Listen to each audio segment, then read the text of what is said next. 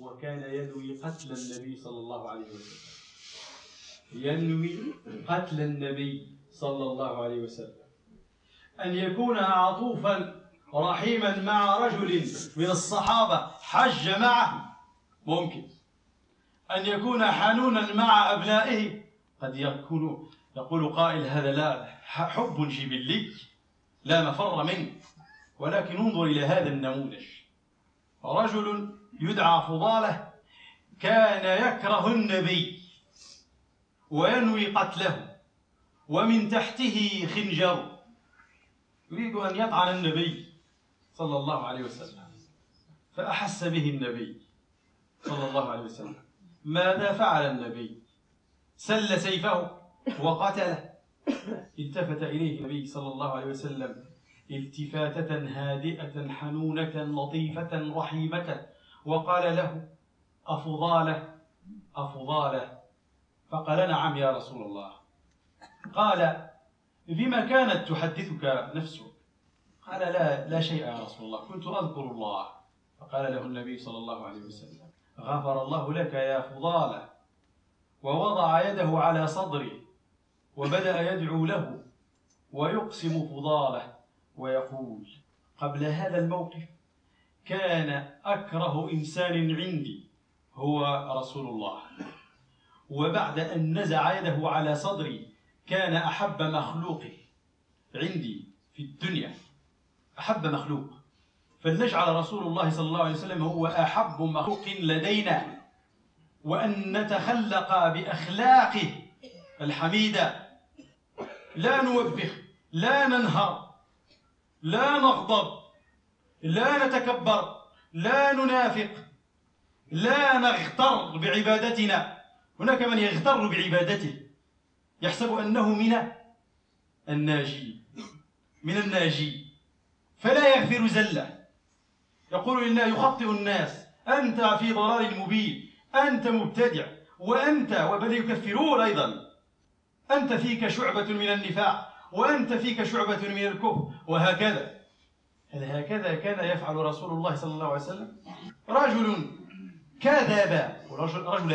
كذب عليه عمدته، ورسول الله يعلم ذلك، فهو الذي يوحى إليه، يعلم أن عمرو بن شريد كذب، فما قال له: يا كذاب، يا كذا ويا كذا. لم يكن لعانا ولا سبابا ولا شتاما، كان رفيقا لينا رحيما رؤوفا. هذا ديدن رسول الله، وهذا هديه. فمن شاء فليتبع رسول الله صلى الله عليه وسلم، ومن شاء فليتبع هوى نفسه. الهوى عمى، والعمى ضلال مبين. أقول قولي هذا واستغفر الله لي ولكم فاستغفروه تجدوه غفارا رحيما. تزاحموا تراحموا تآلفوا. Louange à Dieu, plutôt Clément le Sénégal pour Dieu. Témoigne qu'il y a le divinité qu'Allah exalte sa l'humanité. Et je témoigne comment on a de son prophète envoyé à toute l'humanité afin de la sortir des ténèbres à la lumière. Mes chers frères et sœurs, croyants et croyantes, je vous recommande tout d'abord la piété et la droiture. Marchez sur le droit chemin. Craignez le Seigneur et aimez-le. Nous vivons dans une société dense. Rechercher et trouver un bonheur éphémère. Et ils ne trouvent pas leur bonheur. Il n'y a pas de quiétude. La société de consommation, de l'aliénation, la société d'aujourd'hui adore le veau d'or. La divinité suprême dans la société aujourd'hui, c'est le veau d'or. La société où le capitalisme, l'ultra-capitalisme est roi. Une société ultra-libéraliste, ultra-individualiste, égoïste. Une société qui a fait des gens, des êtres humains, des concurrents purs et parfaits.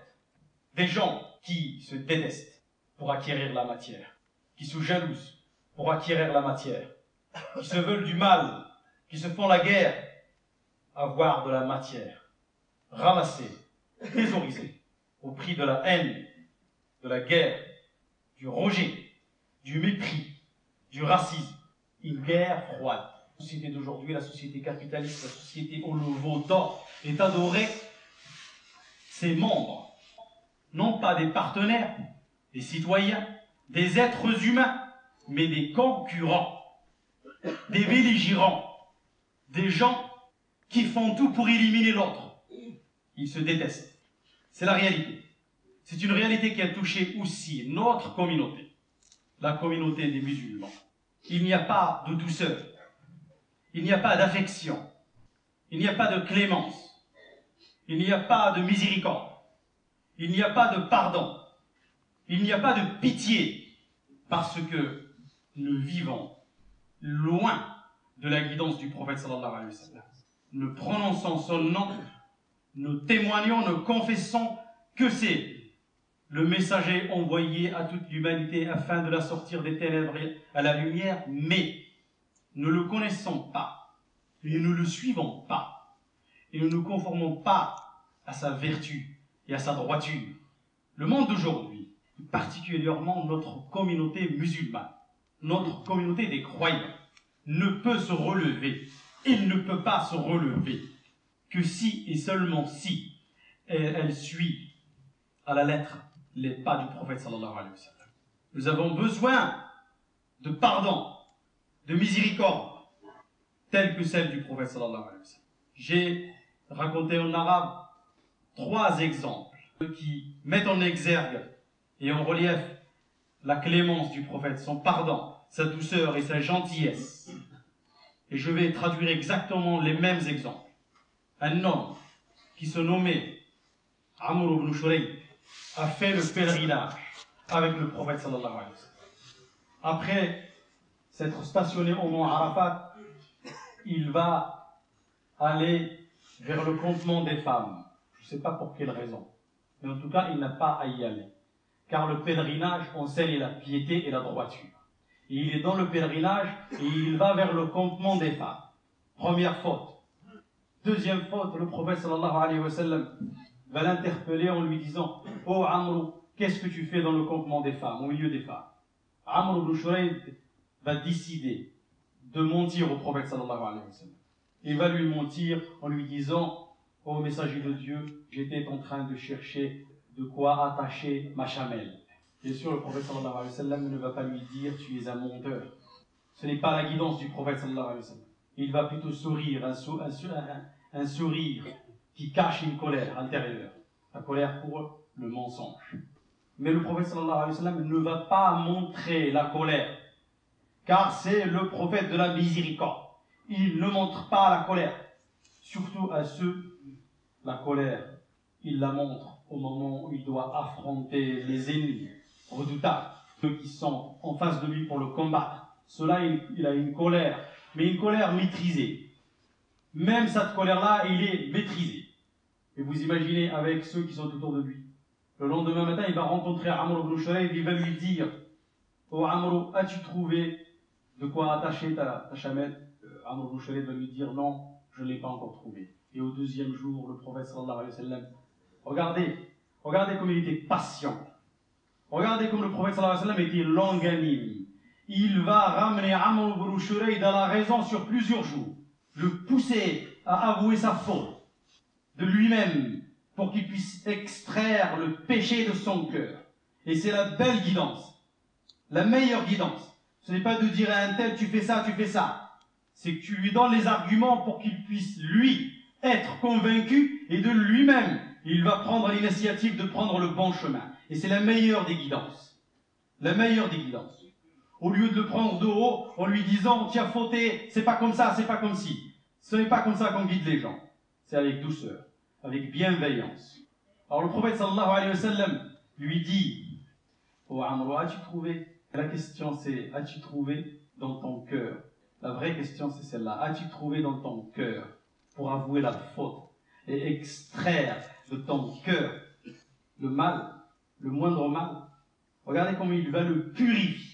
Amr ibn Shurayd, au 3e jour après la question du prophète sallallahu alayhi wa sallam, il va se taire. Et au 4e jour, le prophète va dire exactement la même question, la même interrogation. Oh Amr ibn Shurayd, as-tu trouvé la tâche de la chamelle? Amr ibn Shurayd va s'effondrer en larmes et va lui dire, oh prophète de Dieu, pardonne-moi. Regardez la réponse du prophète. Dieu qui est pardonneur, c'est pas le prophète. si tu as menti, tu as péché, tu as commis une faute de toi-même d'abord, et surtout, c'est Dieu qui pardonne, c'est pas le prophète. Et il va lui dire, ne t'inquiète pas, Dieu t'a pardonné. Regardez la douceur et le pardon. Notre religion, c'est la religion du pardon. Un deuxième exemple, celui de la pitié, celui de la douceur, celui de la gentillesse. Le prophète sallallahu alayhi wa sallam était plein de gentillesse et de douceur. Ces deux petits enfants, Hassan et Hussein, sont venus alors qu'il était en train de prêcher. Il faisait un sermon de vendredi. Il va interrompre son sermon pour aller prendre ces deux, parce que leurs habits étaient trop grands pour eux, et ils n'arrêtaient pas de trébucher, voyant leur grand-père. Parce que pour eux, Muhammad sallallahu alayhi wa sallam, ce n'était pas le messager Dieu. Pour eux, pour Al-Hassan et Al-Hussein, c'était leur grand-père. Ils ont vu leur grand-père sur le préchoir, et ils ont essayé de courir vers lui, et ils ont trébuché. Le prophète sallallahu alayhi wa sallam va descendre, il va les prendre avec lui. Il va les prendre vers lui, vers sa poitrine. Il va les embrasser et les mettre sur le préchoir avec lui. Et puis il va s'excuser auprès des croyants, leur montrant l'exemple de la miséricorde. Il va embrasser Al-Hassan ibn Ali tellement fort qu'un sahabi va lui dire « Tu l'aimes à ce point, ô prophète de Dieu ?» Et le prophète de Dieu va lui répondre une réponse qui est loin de la question. Et quand on la creuse, en fait, elle répond à la question. Le prophète de Dieu va lui dire Inna ibni hada sayyid wa sayuslihu Allahu bihi bayna fi'atan min ummati tataqatalayn. C'est un seigneur. Va faire en sorte que deux des factions de ma communauté belligérante qui se combattent vont faire la paix grâce à lui. Et c'est vrai qu'Al-Hassan ibn Ali, au moment de la discorde, de la grande fitna, alors que une grande partie des musulmans vont lui prêter allégeance. Et c'est pour ça qu'on dit dans l'histoire musulmane que c'est lui le 5e calife après la mort de son père Ali ibn Abi Talib. C'est lui le 5e calife. Le 6e calife, c'est Muawiyah ibn Abi Sufyan, radiyallahu anhuma.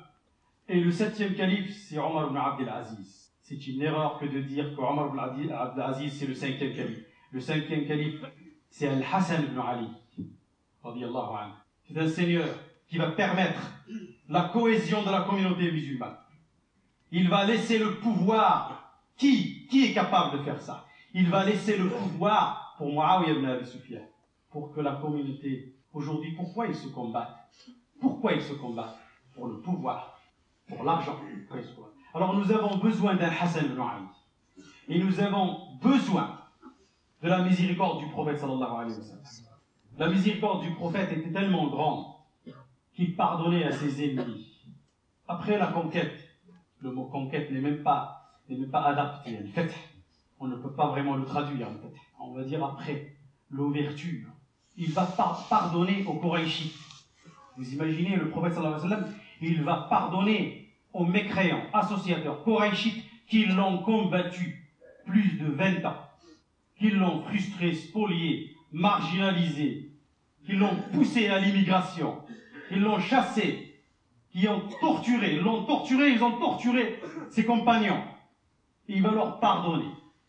Et un associateur, un mécréant qui n'était pas encore croyant, pendant qu'il faisait le pèlerinage, il s'appelait Fudala, il va essayer de poignarder le prophète sallallahu alayhi wa sallam. Mais le prophète sallallahu alayhi wa sallam, alors que Fudala était à sa proximité, et il cachait son poignard, va l'interpeller, et non pas avec violence. Est-ce Fudala, je suis juste en train d'invoquer, essaye de me tuer, je vais t'emprisonner, je vais te faire ceci, cela. Il ne va pas lui dire ça. Dieu est une guidance, c'est une miséricorde. Il va lui dire, mais avant qu'il parte, il va lui mettre sa main sur sa poitrine, et il va lui faire des invocations. Et Fudala dit, avant que le prophète ne m'interpelle et qu'il mette sa main sur ma poitrine, c'était la personne la plus détestable au monde pour moi. Mais après qu'il a enlevé sa main sur ma poitrine, c'était la personne que j'aimais le plus dans le monde. Vous voulez que les gens vous aiment, pardonnez, soyez longanime. Il y aura de l'amour au milieu de la société. Il y aura de l'affection, il y aura de la solidarité, il y aura de la véritable gentillesse. Et c'est une réalité amère. Nous sommes incapables de faire un sourire sincère, un vrai sourire qui vient du cœur. Tous les sourires que nous faisons sont des sourires de façade, des sourires de commerce et de consommation. Ce ne sont pas de véritables sourires. Le jour où nous serons vraiment capables de faire un vrai sourire, un vrai pardon, ça veut dire que Dieu a changé quelque chose dans notre cœur. Et si chacun d'entre nous a changé quelque chose dans son cœur, alors Dieu changera la situation de toute la communauté. Inna Allah la yughayyiru ma biqawmin hatta yughayyiru ma bi anfusihim.